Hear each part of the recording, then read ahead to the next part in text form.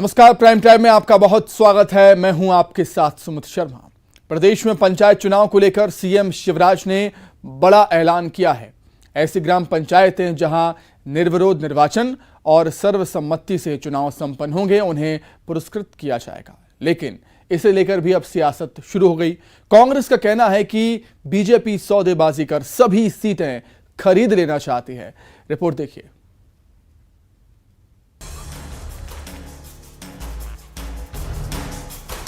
सूबे में पंचायत चुनाव का बिगुल बज गया है। गांव की सरकार चुनने के लिए अगले कुछ दिनों में जोरदार सियासी घमासान मचेगा। रैलियां होंगी, पोस्टर बैनर लगेंगे, नेताजी को जिताने के नारे गूंजेंगे, लंबा चौड़ा चुनावी खर्च आएगा। लेकिन इस खर्च पर लगाम लगाने और चुनाव को आसान बनाने सीएम शिवराज ने आज बड़ा दांव खेला है। सीएम शिवराज सिंह चौहान ने समरस पंचायतों के प्रोत्साहन के लिए पुरस्कारों की घोषणा की है। ऐसी ग्राम पंचायतें जहां निर्विरोध निर्वाचन और सर्वसम्मति से चुनाव संपन्न होंगे, उन्हें पुरस्कृत किया जाएगा। निर्विरोध निर्वाचित पंचायतें अगर बनी अलग अलग स्तर पर, तो उन पंचायतों को सरकार पुरस्कृत करेगी, प्रोत्साहन राशि भी देगी। और उसके साथ साथ हम आदर्श और समरस पंचायत मान के केंद्र सरकार की और राज्य सरकार की जो योजनाएं हैं, उनमें जो पात्र हितग्राही है, सब योजनाएं वहाँ लागू करके हितग्राहियों को भी लाभान्वित करने में कोई कसर नहीं छोड़ेंगे। मेरी अपील है कि यथासंभव समरस पंचायत बने, इसका प्रयास करें। निर्विरोध सरपंच चुने जाने पर पंचायत को 5 लाख, दूसरी बार निर्विरोध होने पर 7 लाख, पूरी पंचायत में महिलाओं के निर्विरोध होने पर 15 लाख रुपए की प्रोत्साहन राशि प्रदान की जाएगी। पंचायतों को विकास की दृष्टि से आदर्श बनाने के लिए 4 श्रेणियों में पुरस्कार दिए जाएंगे। आर्थिक रूप से आत्मनिर्भर पंचायत का पुरस्कार, जल परिपूर्ण पंचायत का पुरस्कार, स्वच्छ, स्वस्थ एवं हरित पंचायत का पुरस्कार, महिला एवं बाल हितैषी पंचायत का पुरस्कार। सीएम का कहना है, इससे सामाजिक समरसता आएगी। पंचायत में ये कोशिश करें कि सब मिलजुल के बैठ के अगर सर्वसम्मति से अपने सरपंच को और पंचों को चुन लें, तो मुझे लगता है स्नेह, प्रेम, आत्मीयता और विकास का वातावरण और ज्यादा बेहतर बनेगा। बीजेपी कोई काम करे और कांग्रेस उसे सियासी चश्मे से ना देखे, ऐसा भला कैसे मुमकिन है। इसीलिए तो पूर्व मुख्यमंत्री कमलनाथ कह रहे हैं, समरस पंचायतों को पुरस्कार राशि की घोषणा कर बीजेपी ये सोच रही है कि कैसे सौदा कर लें, कैसे खरीद लें। को लेके आज ऐलान किया है शिवराज ने कि वो इनाम देंगे, पुरस्कार देंगे, यानी समरस पंचायत की बात कर रहे हैं। ये तो सोच रहे कैसे सौदा कर लें, कैसे खरीद लें, ये इनका लक्ष्य है। जाहिर है पंचायत चुनाव भी कांग्रेस और बीजेपी के लिए नाक का सवाल है, क्योंकि 2023 के बड़े मिशन से पहले पंचायत और निकाय चुनाव सियासी लिटमस टेस्ट की तरह हैं और इस टेस्ट में दोनों ही पार्टियां अच्छे नतीजों के साथ पास करना चाहती हैं। Bureau report, news 18, Madhya Pradesh, Chhattisgarh. तो ये पंचायतों में निर्विरोध चुनाव के प्रोत्साहन का फॉर्मूला है, जिसे सीएम शिवराज ने पुरस्कारों के तौर पर पेश किया। पंचायतें जहां निर्विरोध निर्वाचित होंगी, सर्वसम्मति से जहां पर चुनाव होंगे, उन्हें एमपी की सरकार की तरफ से इनाम दिया जाएगा, पुरस्कार दिया जाएगा। कांग्रेस इसे सियासी सौदेबाजी का नाम दे रही है। आगे बढ़ेंगे। मध्य प्रदेश में पंचायत चुनाव की तारीखों का ऐलान हो चुका है। 3 चरण में 25 जून, 1 जुलाई, 8 जुलाई को मतदान है। घोषणा के साथ ही पंचायतों में आचार संहिता लागू हो चुकी है। मत पत्रों के जरिए ये चुनाव कराए जाएंगे और नतीजे 15 जुलाई को घोषित होंगे। राज्य निर्वाचन आयुक्त बसंत प्रताप सिंह ने पंचायत चुनाव की तारीखों का ऐलान करते हुए कहा कि बारिश की वजह से पंचायत के चुनाव पहले कराए जा रहे हैं। हालांकि पंचायत चुनाव को लेकर सियासत और एक दूसरे पर आरोपों की बौछार तारीखों के ऐलान के साथ ही शुरू हो गई। देखिए। पंचायत चुनाव को लेकर घंटी बज गई है। 25 जून से शुरू होकर 8 जुलाई तक 3 चरणों में होंगे मध्य प्रदेश में पंचायत चुनाव। 15 जुलाई को नतीजे आएंगे। न्यूज़ 18 से खास बातचीत में राज्य निर्वाचन आयुक्त बसंत प्रताप सिंह ने कहा कि बारिश के कारण पहले पंचायत चुनाव कराए जा रहे हैं।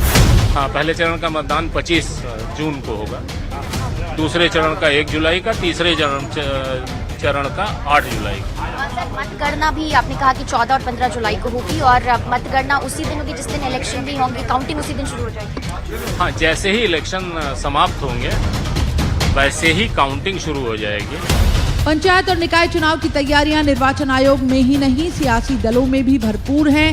बीजेपी में चुनाव प्रबंध कार्यालय की शुरुआत हो गई है। इधर पंचायत चुनाव की तारीखों का ऐलान होते ही सियासी दल जीत का दम दिखाते सामने आ गए। भारतीय जनता पार्टी के प्रतिनिधि चुनकर आए। भारतीय जनता पार्टी पूरी तरह से चुनाव के लिए तैयार है। महाविजय के संकल्प के साथ आज कार्यालय का उद्घाटन हुआ है और अच्छे साथी चुनाव में विजय होकर जनता की सेवा के काम में लगे, इसके लिए हमने शंखनाद कर दिया है। भारतीय जनता पार्टी महाविजय प्राप्त करेगी। अभियान प्रारंभ हो गया है, शंख फूंक गया है। भारतीय जनता पार्टी हमारे मुख्यमंत्री माननीय शिवराज सिंह चौहान के नेतृत्व में माननीय मोदी जी के वो काम जो गरीब कल्याण के लिए, गरीबों के जीवन बदलने का जो काम भारतीय जनता पार्टी की सरकार, हमारी केंद्र और राज्य की सरकारों ने किया है, हम ऐतिहासिक बहुमत के साथ ग्रामीण निकाय के और नगर निकाय के चुनावों को जीतेंगे। आज ही हम सब लोगों ने संकल्प लेकर के आगे बढ़ रहे हैं। पूरी ताकत के साथ चुनाव लड़ेंगे, जीतेंगे। कांग्रेस विजयी होगी, भाजपा का सफाया करेंगे। बरसात की वजह से पहले करवाए जा रहे हैं चुनाव, लेकिन आरोपों की बौछार तो शुरू हो चुकी है। निर्विरोध पंचायतों को प्रोत्साहन राशि देने के मुद्दे पर पूर्व सीएम कमलनाथ ने आरोप लगाया है। चुनाव को लेके आज ऐलान किया है शिवराज ने कि वो इनाम देंगे, पुरस्कार देंगे, यानी समरस पंचायत की बात कर रहे हैं। ये तो सोच रहे कैसे सौदा कर लें, कैसे खरीद लें, ये इनका लक्ष्य है। तो क्या पंचायत और निकाय चुनाव के नतीजे 1.5 साल बाद होने वाले विधानसभा चुनाव की झलक दे पाएंगे? बड़े चुनाव, छोटे चुनाव क्या बड़ा असर दे जाएंगे? भोपाल में रंजना दुबे, मनोज राठौर के साथ bureau report, news 18 Madhya Pradesh Chhattisgarh. तो एमपी में पंचायत चुनाव की तारीखों का ऐलान हो चुका है। 3 चरण में 25 जून, 1 जुलाई और 8 जुलाई को मतदान होंगे। इस बार मतपत्रों के जरिए पंचायत के चुनाव करवाए जाएंगे। घोषणा के साथ ही पंचायतों में आचार संहिता लागू हो चुकी है। पंचायत चुनाव के नतीजे 15 जुलाई को घोषित किए जाएंगे। अब आगे बढ़ते हैं। ग्वालियर चंबल संभाग में अप्रैल 2018 में हुई हिंसा में सभी वर्गों पर दर्ज हुए मुकदमे वापस होंगे। सीएम शिवराज ने यह ऐलान करते हुए कहा है कि सामाजिक समरसता को देखते हुए यह फैसला लिया गया है। सीएम शिवराज ने यह फैसला पिछले दिनों ग्वालियर दौरे में अनुसूचित जाति और सामान्य वर्ग के प्रतिनिधियों से चर्चा के बाद लिया। असल में 2018 में भारत बंद के दौरान एट्रोसिटी एक्ट में संशोधन को लेकर यह आंदोलन हुआ था और 2 पक्षों के बीच विवाद के बाद हिंसा भड़क गई थी। इस आंदोलन का 2018 के चुनाव में असर भी दिखाई दिया। इस लिहाज से 2023 के विधानसभा चुनाव के पहले अनुसूचित जाति और सवर्ण समाज के मुकदमे वापस लेने का सीएम शिवराज सिंह चौहान का निर्णय राजनीतिक रूप से भी मजबूत दांव कहा जा रहा है। देखिए रिपोर्ट।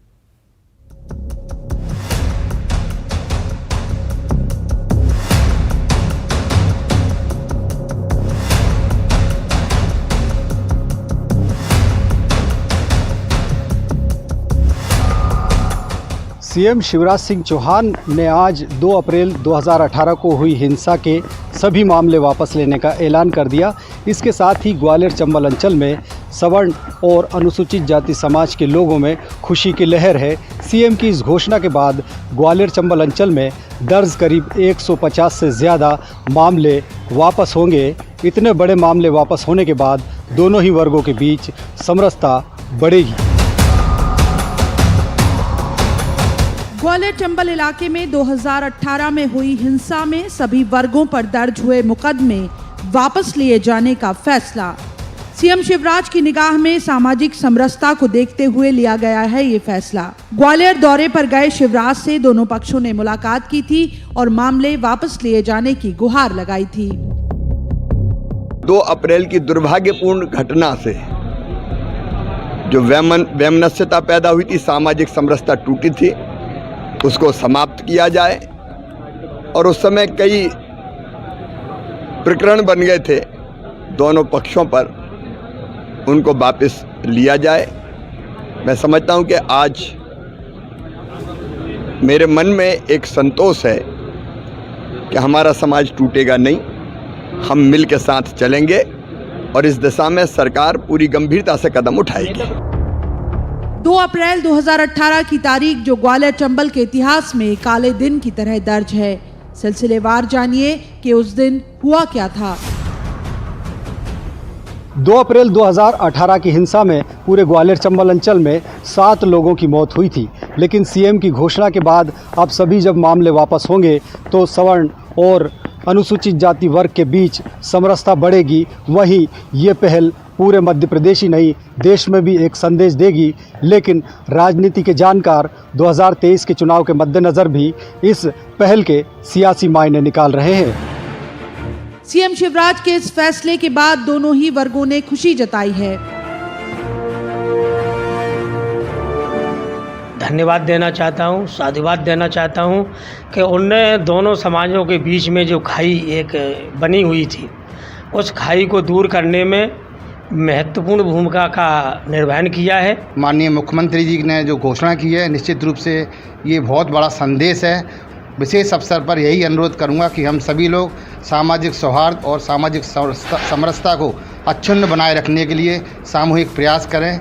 ग्वालियर चंबल इलाके में 2 वर्गों में हुई इस हिंसा का असर 2018 के विधानसभा चुनाव नतीजों पर भी दिखाई दिया था। इस हिंसा में दर्ज हुए मुकदमे वापस लेने का फैसला माना जा रहा है कि 2023 के विधानसभा चुनाव में भी असर दिखाएगा। ग्वालियर में सुशील कौशिक के साथ bureau report, news 18 Madhya Pradesh Chhattisgarh. तो ग्वालियर चंबल संभाग में हुई हिंसा में दर्ज हुए मुकदमे अब सरकार वापस लेगी।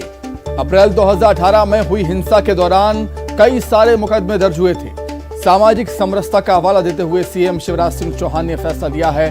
एट्रोसिटी एक्ट को लेकर तब 2 पक्षों के बीच हिंसा भड़की थी। फैसले को राजनीतिक रूप से मजबूत दांव भी कहा जा रहा है।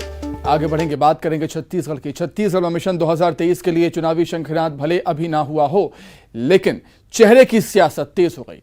कौन पार्टी किस चेहरे के सहारे सियासी मैदान में उतरेगी, सियासी फिजाओं में ये सवाल भी गूंजने लगे हैं। और बीजेपी के सवाल पर कांग्रेस का जवाब भी सामने आ गया कि कांग्रेस के पास तो सीएम भूपेश बघेल का चेहरा है, बीजेपी बताए उनके खेमे में किसका चेहरा है।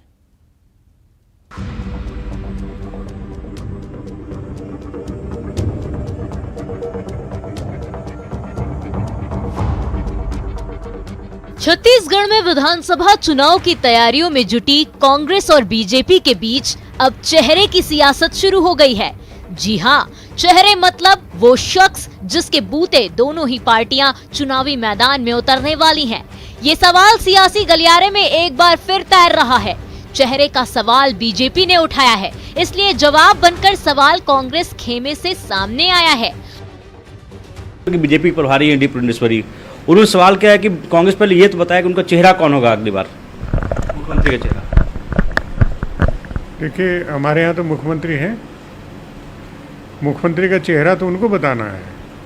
कौन मुख्यमंत्री का चेहरा होगा? पहले 15 साल तक मुख्यमंत्री रहे, उनके लिए तो वो कह चुके हैं कि वो चेहरा नहीं होंगे, तो कौन चेहरा होगा? ये सवाल उनको अपने से पूछना चाहिए, कांग्रेस पार्टी से नहीं। कांग्रेस प्रदेश प्रभारी पीएल पुनिया ने गेंद एक बार फिर बीजेपी के पाले में ये कहकर डाल दिया है कि कांग्रेस के पास तो सीएम के तौर पर भूपेश बघेल का चेहरा है, चेहरा बीजेपी को तलाशना है, क्योंकि रमन सिंह नहीं तो फिर कौन। लेकिन पुरंदेश्वरी कह रही हैं बीजेपी की रीति और नीति कांग्रेस से अलग है। BJP is a very different political party, क्योंकि हमने बहुत बार यही आपके माध्यम से लोगों को भी बताए थे कि भाजपा भी चुनाव लड़ना चाहती है, जीतना चाहती है, सत्ता में आना चाहती है, बट अलग क्यों है? अलग इसलिए है क्योंकि सारे राजनीतिक दल जीतकर सत्ता में आना चाहती है अधिकार चलाने के लिए, पर भाजपा जीतकर सत्ता में आने चाहती है अधिकार को सेवा का माध्यम बनाने के लिए। जब मैं यहाँ आती हूँ तो मुझ पर तो टिप्पणी होती है उनकी तरह से, वो क्यों होती है? They should look into their house, ना? Why are they questioning me now? Bhajpa के पास अब मुद्दा नहीं है, इसी वजह से वो बुद्धिजीवियों के पास। अरे इतने सारे मुद्दे आपके सामने, अभी मैं चिट्टा खोली हूँ, है ना, इतने सारे मुद्दे हैं। थोड़ा बाहर जाकर लोगों से भी बात कीजिए, पता चल जाएगा। पूनिया जी तो एक दिन आते हैं 3 महीने में और बैठक लेके चले जाते हैं, प्लेन से आते हैं, प्लेन से जाते हैं। उनको ग्रास रूट की क्या बात जानकारी? पूनिया ने कहा है कि आने वाले चुनाव में हमारा चेहरा भूपेश बघेल होगा। उससे बढ़िया बात और क्या होगा कि भूपेश बघेल का चेहरा पूरी तरह से पार्टी साफ हो जाएगी। हम भी चाहते हैं।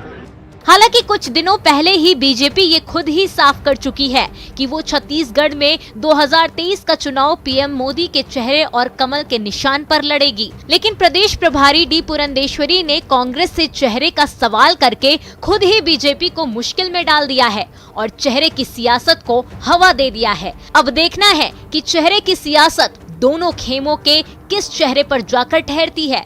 Bureau report, news 18, Madhya Pradesh, Chhattisgarh. तो छत्तीसगढ़ में चेहरे पर चर्चा मतलब सियासत एक बार फिर शुरू हो चुकी है। डी पुरंदेश्वरी ने कांग्रेस से सवाल किया कि कौन है उनका चेहरा। कांग्रेस खेमे से जवाब आया, कांग्रेस में चेहरों की कमी नहीं। बीजेपी से पूछा, रमन सिंह नहीं तो कौन होगा उनका चेहरा। यानी 2023 से पहले चेहरों की सियासत फिर से शुरू हो गई। आगे बढ़ेंगे। छत्तीसगढ़ में खाली हुई राज्यसभा की 2 सीटों पर कांग्रेस के उम्मीदवारों का चुना जाना तय है, लेकिन कांग्रेस अभी तक उन 2 चेहरों की तलाश ही नहीं कर पाई है। इसीलिए बीजेपी चुटकी ले रही है, लेकिन कांग्रेस खेमे से जवाब भी आ गया। रिपोर्ट देखें।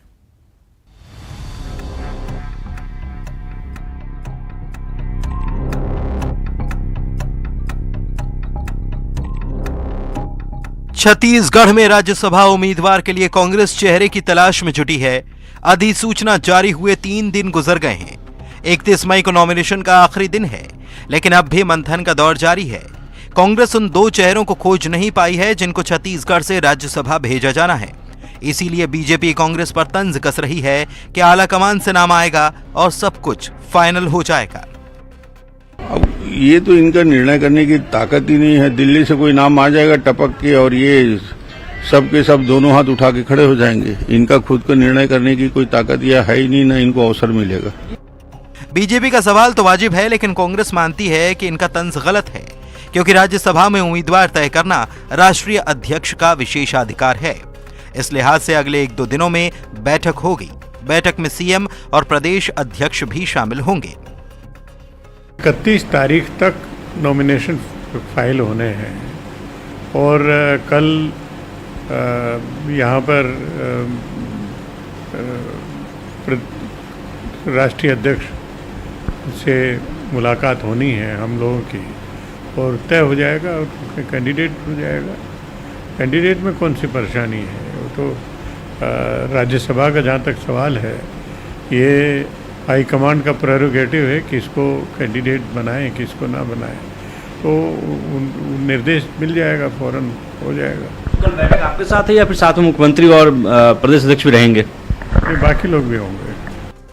अब सवाल ये कि राज्यसभा के लिए वो चेहरे कौन हैं? सवाल ये भी है कि इन 2 चेहरों में किसी बाहरी शख्स को पार्टी मौका देगी या विधानसभा चुनाव को देखते हुए स्थानीय नेता को तरजीह दी जाएगी। प्रदेश प्रभारी ने इशारों में स्थानीय नेताओं का नाम लेकर बता तो दिया कि स्थानीय चेहरों की दावेदारी मजबूत है। फूलों देवी नेताम कोई बाहर के नहीं है, वहीं के हैं, नेता हैं। पहले छाया वर्मा जो अभी रिटायर हुए हैं वो भी वहीं के हैं। और स्पष्ट रूप से बताना है, राज्यसभा हमारे हाई कमांड का प्रेरोगेटिव है कि किसको वहाँ के लिए नॉमिनेट करें और राज्यसभा का सदस्य बनाएं।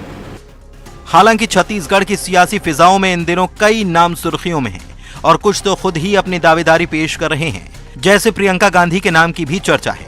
चरण दास महंत भी राज्यसभा जाने की इच्छा जता चुके हैं, जबकि पूर्व सांसद PR खूंटे और अजय साहू ने अपनी अपनी दावेदारी पेश की है। तो फिर थोड़ा इंतजार कीजिए, नाम तय हो जाने दीजिए, फिर खुद ही तस्वीर सामने आ जाएगी। Bureau report, news 18, Madhya Pradesh, Chhattisgarh. तो इसी के साथ ही प्राइम टाइम में इतना ही। खबरें लगातार जारी हैं। नमस्कार।